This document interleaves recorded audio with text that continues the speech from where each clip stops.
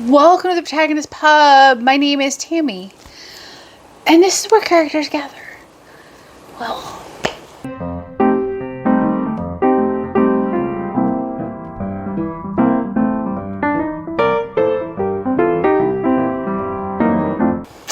today we're going to talk about siblings in fiction. It is also my little and only brother's birthday today. He turns 55. And so I thought I would honor him with a video. We do not have what I would call a close relationship. We talk via text on birthdays and holidays, and that's about it. So, however, I do think of him every year on his birthday, and so today is his birthday.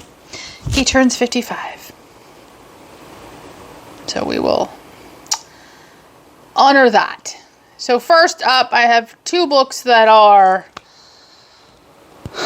electronic and the rest are sitting next to me. As always, it is a mixture of genres. It is a mixture of read and unread books that are on my Kindle or on my Audible account, or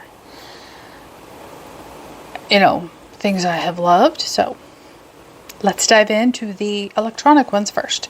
First up is I See You Everywhere by Julia Glass. This is contemporary fiction. It is not long. It is only 278 pages.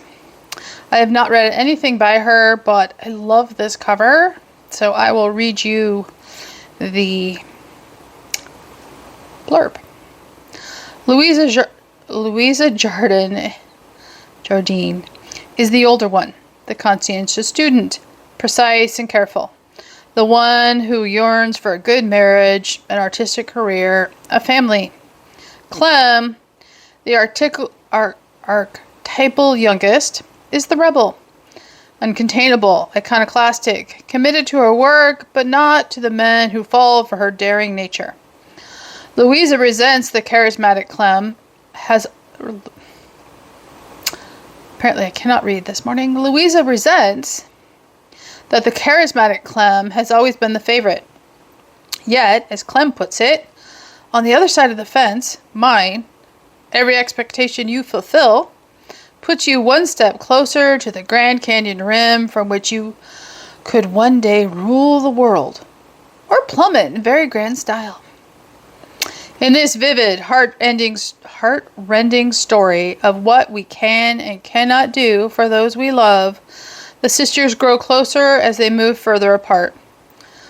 Louise settles in New York while Clem, a wildlife biologist, moves restlessly about until she lands in the Rocky Mountains. Their complex bond, Louisa observes, is like a double helix, two souls coiling around a common axis, joined yet never touching. It sounds interesting. Okay, and next up, I own this on Audible. This is part of the Read My Life Challenge. This was published in 1984. I have read nothing from this author. This one too is short in physical format. It is 284 pages. That is The Tie That Binds by Kent Haruf. And I will read you the back. Colorado, January 1977. 88-year-old Edith Goodnaw lies in a hospital bed. IV taped to the back of her hand. Police officer at the door. She is charged with murder. The clues: a sack of chicken feed slit with a knife. A milky-eyed dog tied outdoors one cold afternoon. The motives: the brutal business of farming, and a family code of ethics as unforgiving as the winter prairie itself. Here, Kent Haruf delivers the sweeping tale of a woman of the American High Plains, as told by her neighbor, Sanders Roscoe. As Roscoe shares what he knows, Edith's tragedies unfold. A childhood of pre-dawn chores, a mother's death, a violence that leaves a father dependent on his children, forever enraged.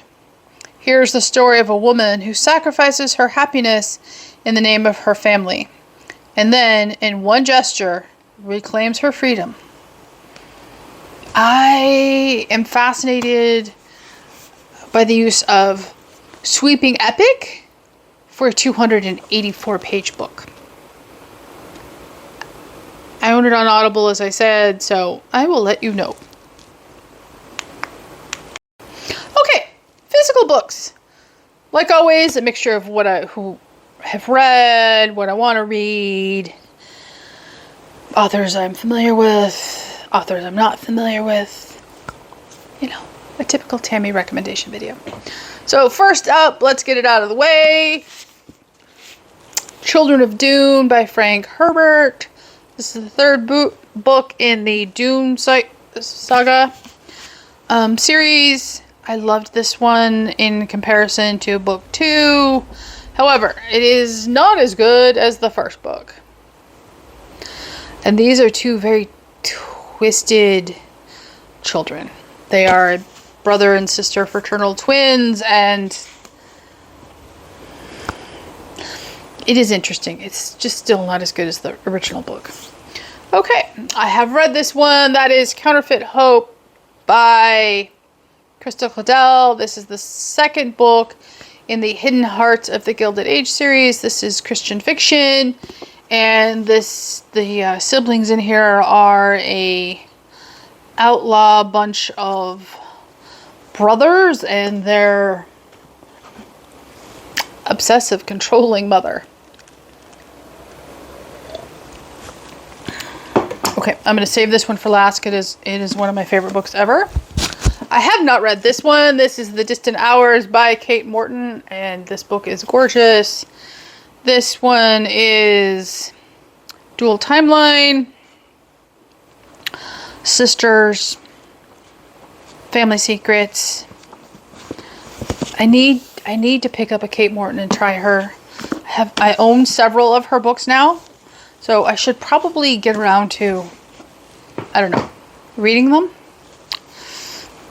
Next up, Catholic fiction. This would be Brideshead Revisited by Evelyn Waugh.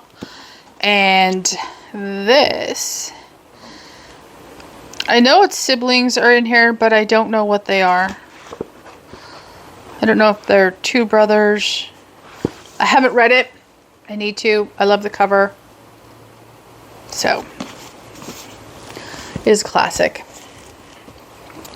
This is the second book in the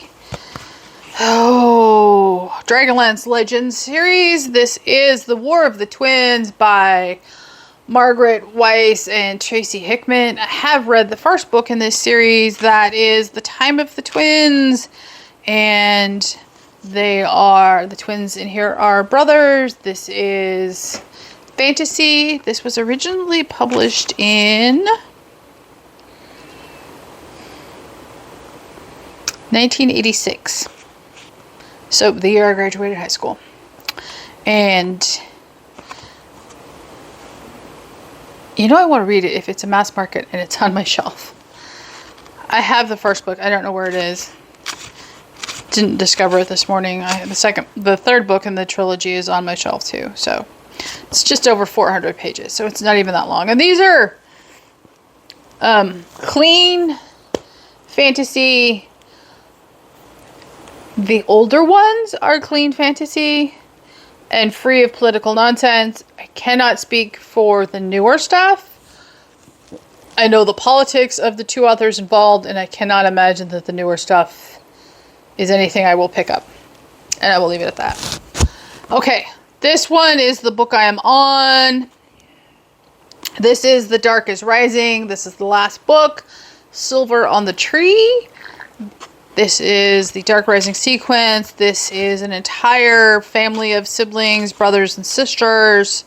This is middle grade fiction. This one was published in 1977. They're fantastic. I easily recommend these for the entire series for parents to pick up. You don't even need to read them. They're clean. There's no nonsense. There's no language. There's no nothing. It's just children's fantasy done right. This is, I believe, book 2. It is. This is A Wind in the Door by Madeline L'Engle. This is the second book in the Wrinkle in Time series. I have read this one. I have read the first one. And again, do not judge this book by the trashy Disney movie. This was published in 1973. Clean, no nonsense, time travel, middle grade fantasy. They're fantastic. There is a corresponding series for one of the families in this book that is not listed in here, but I have them in my shelf. Her writing is fantastic. It is absolutely fantastic. Okay, I have not read this one. This is Sycamore Row by John Grisham. This is a follow-up to A Time to Kill, and I'll read you the back. Seth Hubbard is a wealthy man dying of lung cancer. He trusts no one. Before he hangs himself from a sycamore tree, Hubbard leaves a new handwritten will. It is an act that drags his adult children, his black maid, and Jake, the lawyer from A Time to Kill, into a conflict as riveting and dramatic as the murder trial that made Brigance one of Ford County's most notorious citizens just 3 years earlier. Why would Hubbard leave nearly all of his fortune to his maid? Had chemotherapy and painkillers affected his ability to think clearly? And what does it all have to do with a piece of land once known as Sycamore Row? I really want to read this. I haven't read John Grisham in a very long time. I'm in the mood for it. It is set in the South. It'll be great for me. Yeah, I'm going to set this aside and read it. This was published in 2014. Okay, last 3. I own this entire trilogy. This is Ashes of the Sun by Django Wexler. This is the first book in the Burning Blade and Silver Eye series. It is a brother and sister. I will read you the very short blurb on the back. Not even the ties of blood will keep them from splitting the world in two. Surrounded by the relics of a dead empire, 2 siblings, one who wields magic for the empire, and the other who has vowed to bring it down, will battle for the fate of their world. Yeah. I need to know. It's been sitting on my shelf for a while. I have all 3 books. So, I've owned this since it came out in paperback. Maybe once my house is free from guests, I can read it. Okay, I picked this up at the library bookshop. It's got a little water damage, but that's okay. That is The Last Green Valley by Mark Sullivan. Excuse me. A lot of talking today. And this is World War II fiction. I'll read you the back. In late March 1944, as Stalin's forces push into Ukraine, young Emil and Adeline Martel must make a terrible decision. Do they wait for the Soviet Bear's intrusion and risk being sent to Siberia?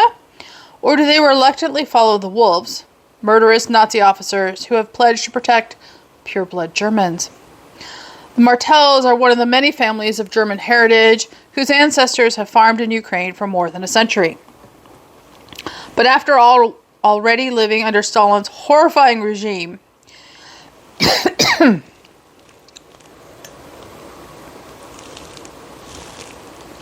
Emil and Adeline decide they must run and retreat from their land with the wolves they despise to escape the Soviets and go in search of freedom. Caught between 2 warring forces and overcoming horrific trials to pursue their hope of immigrating to the West, The Martell's story is a brutal, complex, and ultimately triumphant tale that illuminates the extraordinary power of love, faith, and one family's incredible will to survive and see their dreams realized. I love his writing. And if you have not read it, I highly recommend Beneath the Starlit Sky.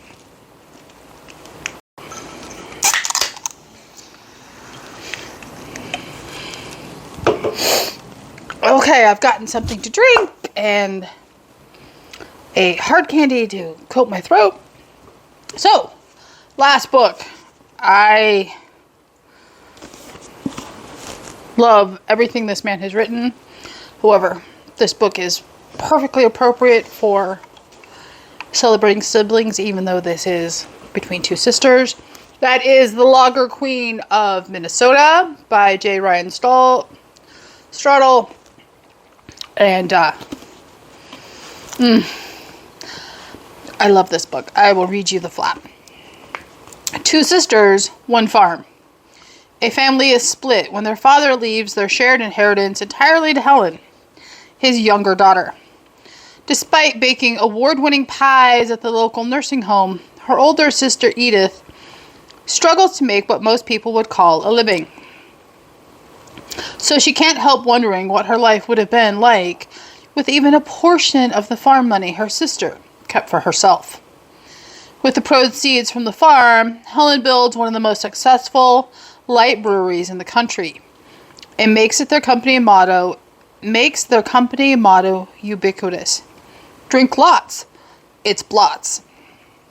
Where Edith has a heart as big as Minnesota, Helen's is as rigid as a steel keg. Yet one day, Helen will find she needs some help herself, and she could find a potential savior close to home, if it's not too late.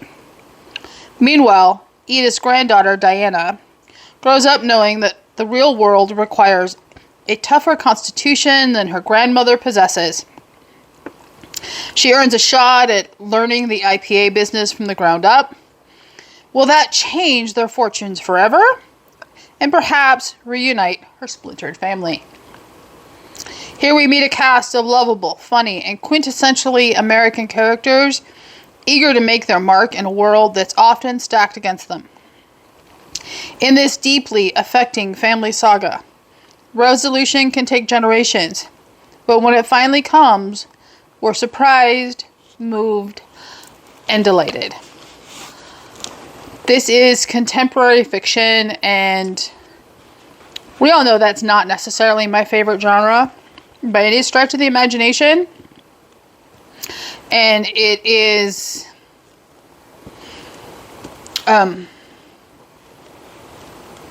dual timeline to some extent. It has glimpses back into the past.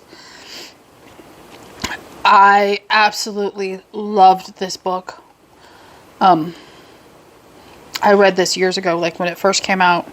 It was published in 2019. And I haven't passed it on, so you know I love it. I will read anything this man writes. And was this his debut? No.